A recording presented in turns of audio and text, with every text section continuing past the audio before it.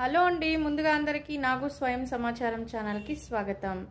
ఈరోజు మనం వీడియోలో మనీ మోటివేషన్ వీడియోలో ఏ విషయం గురించి అయితే చెప్పబోతున్నానంటే, ఇంట్లో ఈ ఒక్క చిన్న వస్తువు అంటే మరో వస్తువుని మీరు కనుక ఉంచగలిగితే మీకు ఈ ఆర్థిక నష్టాలని అవాయిడ్ చేస్తుందండి శాశ్వతంగా. అంటే డే బై డే అని చెప్పచ్చు, ఒకేసారి కాదు.